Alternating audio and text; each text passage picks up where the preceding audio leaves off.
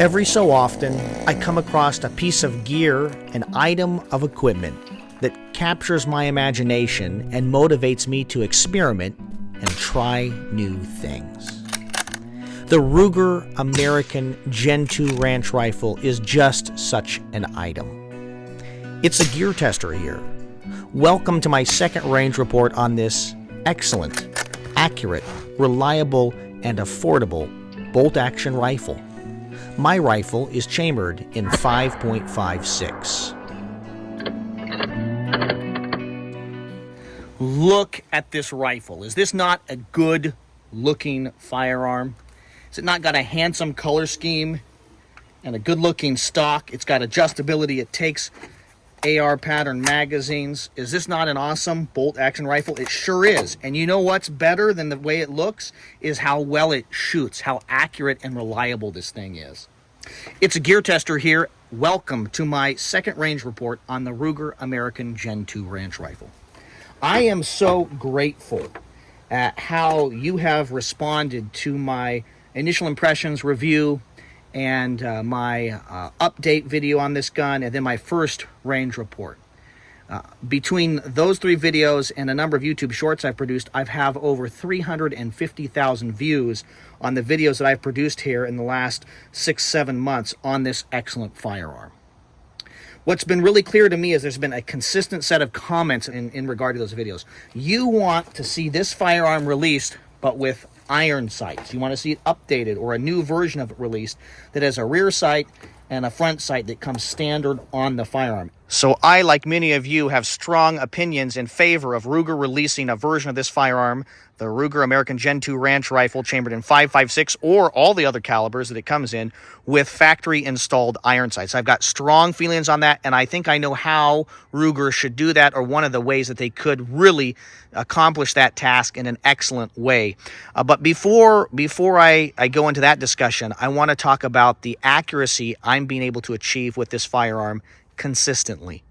Because a wise man once said, only accurate rifles are interesting. Who cares about upgrading this gun if it's not accurate? So we're going to move now into the field in this range report and see what kind of groups am I consistently getting with this excellent little firearm. So we're re-zeroing the Ruger American with this Trijicon Credo 3-9 by 40. All right, that's the scope we're using. So you guys have seen this before with a fixed 2.5 power. But here we are at 100 yards. I'm laying down, shooting the prone off a tripod. We got a 1-inch group, maybe 1 1/4, and then just over 1-inch group at 100 yards using XM 193 ammo. Just regular, affordable ball ammo. And this is what I love about the Ruger American, is how accurate. The Gen 1s that my buddy had was super accurate. That's why I purchased this Gen 2. You can drop it onto this base. Any standard optic, you're not stuck with a proprietary set of rings or something, so you could even drop a red dot or any number of things on it. Some people really feel that my rings are too high.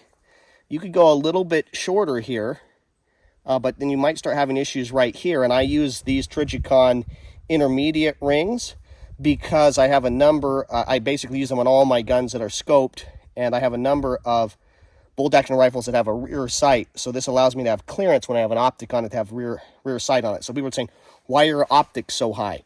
I can adjust the height of the comb here, and I also wear electronic hearing pro a lot.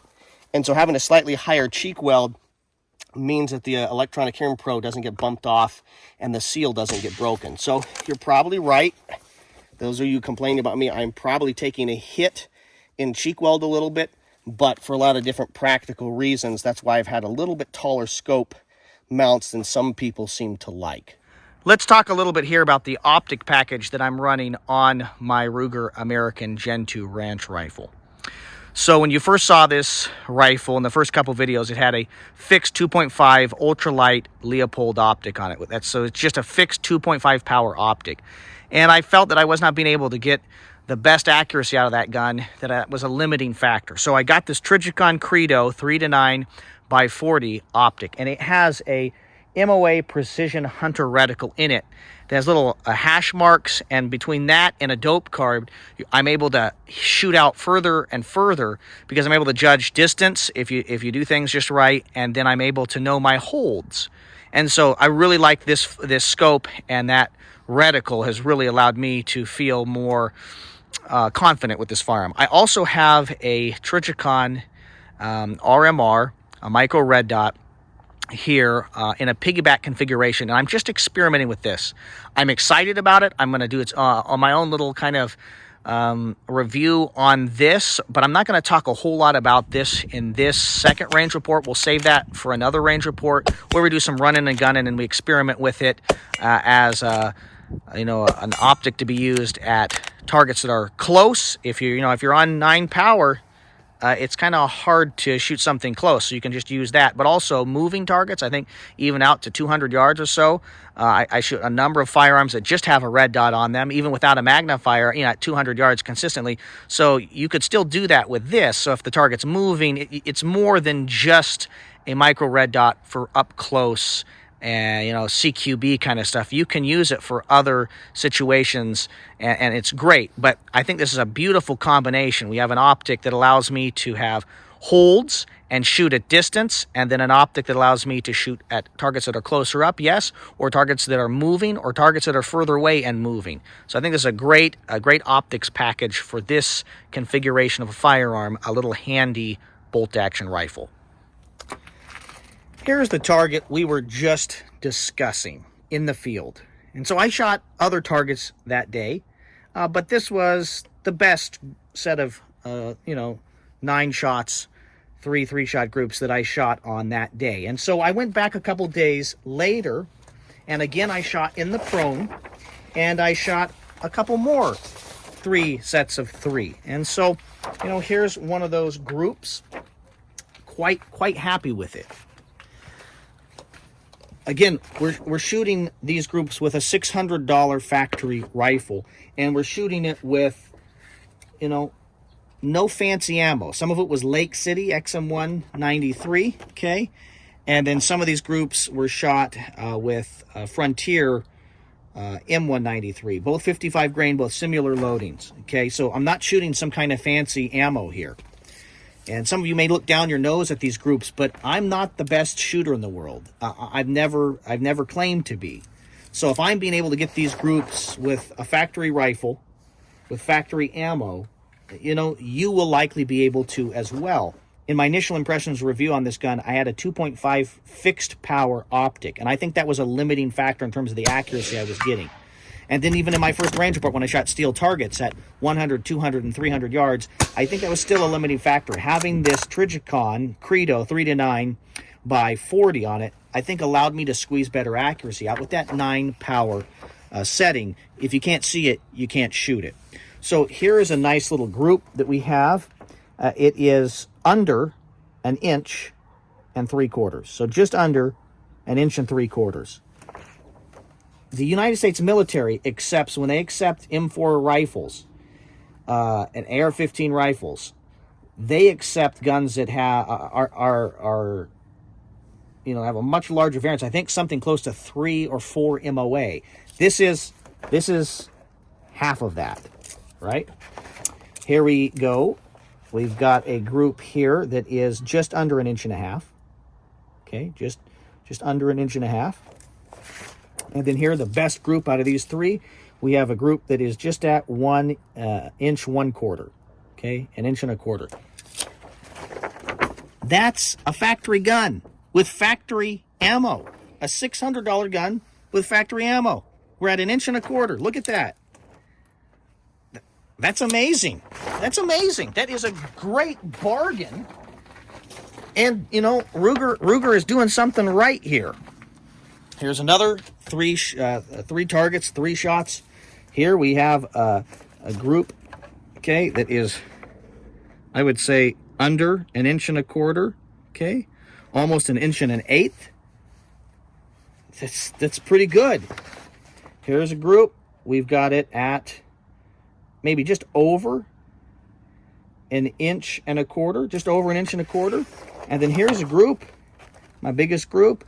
Once again, we're under 1.75 inches. We're just over 1.5 inches. That's amazing accuracy for this gun. And I just want to emphasize the fact I'm not an amazing shooter.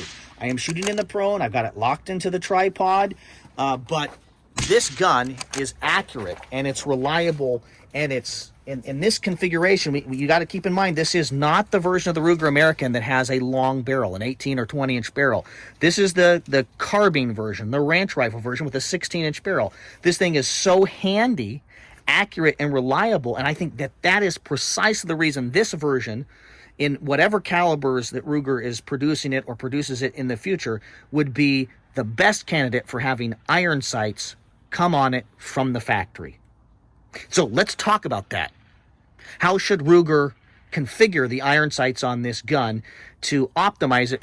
Here is my Ruger gun sight Scout bolt action rifle. I love this gun. It came with a rear peep that I removed, a rear sight, and then I installed this excess sight Scout rail on it, and it preserved my rear sight, but then allows me to put things like lights and lasers and things forward here. So Ruger, if you release the Ruger American Gen 2 ranch rifle with iron sights, release it with a Scout rail like this. And I think I'm qualified to make that argument to you here, because I have a number of firearms that have the excess sight Scout rail on it, and I really, really like those firearms. Here's my 1022 excess sights. No longer makes this Scout rail, but there's a Scout rail. You got a rear peep on it, a nice front sight, and it allows you to put red dots, lasers, and then lights or whatever else you might want to run on the firearm forward here on that Scout rail.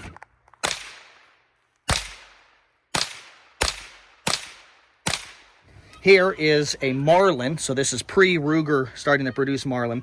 Here is a Marlin 336 Dark that came installed with that excess sight rail on it. You got the rear peep, and then you're able to put things like lights and lasers forward on the gun. I think it is a fabulous way to bring a kind of traditional style firearm into the 21st century, being able to mod it out and put different items on it, okay? Here's another lever action from Marlin. I don't have an optic on it, but it's got this little sighting system right there, this excess sights lever rail. I've got a full-length review on this, and you guys, if you're interested in this, you should watch that review, because I really love these excess sight Scout rails on the Marlins and on the Ruger gun sight Scout. Here's the thing. Recently, Ruger purchased Marlin and has begun producing lever action guns under the name of Marlin, but Ruger's producing them, or their parent company is. And so we have a really unique opportunity here that I'm excited about, because Ruger is making a better rear sight for those firearms. Instead of this kind of fiddly system that excess sights uses, where you have set screws and you adjust the windage, and then you adjust the elevation, then you Loctite those set screws in, which means you're stuck with however you zero this gun, this rear sight, and the exact load you're shooting. It's not easy to adjust it. Like, think of an AR-15 rear sight that's very easy to adjust. And the new versions of these Marlin guns that are being produced by Ruger, with Ruger's own version of this rail system, has a much better rear sight. And I'll throw some pictures of that in here. As I was preparing for this second range report on the Ruger American Gen 2 ranch rifle, I was happy to come across one of these new Ruger lever action Marlins. And you can see the rear sight here. It's got a beautiful little adjustment system. It's very robust. It's got this Scout rail on it and a great front sight. This is the kind of optic mount and iron sights that I'd like to see included on a version of the Ruger American Gen 2 ranch rifle. So there's this great opportunity where Ruger could start producing the Gen 2 Ruger American ranch rifle, but with an amazing rear sight and an amazing front sight, with some kind of a Scout rail that comes out to here, and it would revolutionize the way people would approach and use this gun. It's a long way to get around the saying that I would love to see them release this rifle in a configuration that more closely resembles this Ruger gun sight Scout. There was a time where Ruger was making the Ruger Gunsight Scout chambered in 5.56, but they discontinued that model. They make this gun, this one's chambered in 308, but they make it chambered in a couple different rounds. So they wouldn't be competing with themselves, and I think that they would find that, you know, this gun costs about $1,200. This gun is running around $600, and so I think with the addition of the rear sights, or a version that has the rear sights with that Scout rail, this is very lightweight. I think that they would sell the living daylights out of a version of the Ruger American Gen 2 Ranch Rifle, particularly because it takes AR mags. I think they would sell the living daylights out of it if it had iron sights. They're already selling like hotcakes, but they'd sell more of them. So Ruger, please release this exact gun and this exact model with an excellent rear sight and a good quality front sight.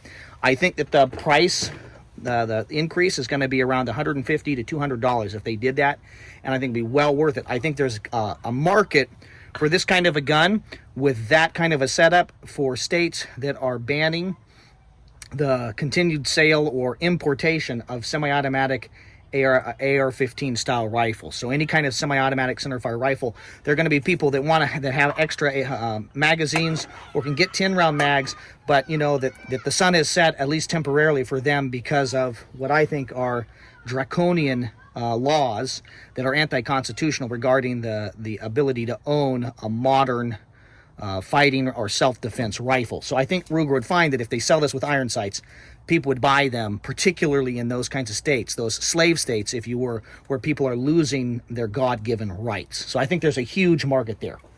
Why am I so infatuated with the idea of having this rifle come with factory-installed iron sights and some kind of a optic rail or scout rail on it?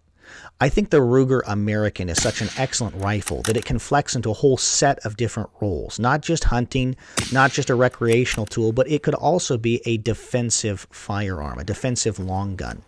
And for the prepared, responsible armed citizen, the armed American exercising their Second Amendment rights, I think you have to be ready and prepared to expect to self-rescue. And if you're employing a long gun in a defensive situation, you're going to be operating alone, best case scenario with 1 or 2, maybe 3 other people with you. And I believe that a defensive long gun, a rifle, should have 2 different ways of aiming the firearm that are not directly connected. Iron sights that are connected to the gun, and then an optic connected to a rail, so that you have different options, you have a backup, you have redundancy. Imagine with me that you've been out in the forest cutting wood all day, and you're returning home driving your quad, and your rifle falls off, the optic gets bumped, and loses 0, and then you're forced to immediately employ that firearm in a defensive situation. You've got a problem. In a situation where you're operating with a large number of people, a military, a police force, it's maybe less important. This redundancy is less necessary because you have a squad, a group of people that will immediately take over and defend you. But for the prepared armed citizen that will be operating alone and no backup coming, I think it's really important to have redundancy in terms of how you can aim your firearm. I'm certainly not the first person to espouse this ideology or this approach to dealing with this concept or problem or thought experiment. Optimally, if you're having to defend yourself, you'd want to do that with a semi-automatic, magazine-fed rifle. But it looks to me like those freedoms are likely to be curtailed and attacked and assaulted moving forward. So when I've set up guns, whether those have been manually operated firearms or semi-automatic magazine-fed firearms, I've always approached it with the concept or idea that I wanted to have 2 different ways of aiming my rifle. The Ruger American Gen 2 Ranch Rifle is affordable, accurate, and reliable. It's magazine-fed, and I think it would flex easily between a whole bunch of different roles or philosophies of use. One caveat I want to make here is the fact that I don't think that a piggyback optic system really gives you redundancy, because if one of those optics gets bumped and loses 0, probably they both do because they're connected to one another. It gives you more capabilities, but not redundancy. There's a soft spot that I have in my heart for the Ruger Gunsight Scout bolt-action rifle chambered in .308. I think it's a superior gun in many ways than the Ruger American, but it's twice the price. It does a great job in the deer stand. It would do a great job flexing into a number of different roles. I really like the Marlin lever action rifles chambered in 30-30 or in 357 Magnum. I think they're great with the XS Sights lever rail on it, or Ruger's proprietary version of something very similar. They've got iron sights. They've got your ability to put an optic on it. They're a great firearm that flexes between a whole set of different roles. The Ruger American Gen 2 Ranch Rifle is such an accurate, reliable, relatively affordable little firearm. It's handy, it's excellent, and I have to tell you, I think it would fulfill the role of a hunting tool, a firearm that you can practice marksmanship with and defend yourself in dangerous situations just perfectly. The goal of the Gear Tester YouTube channel is to produce quality video reviews on the topics of shooting, camping, and survival gear. I hope you found this video helpful, useful, or at the very least, interesting. This is the Gear Tester, signing off.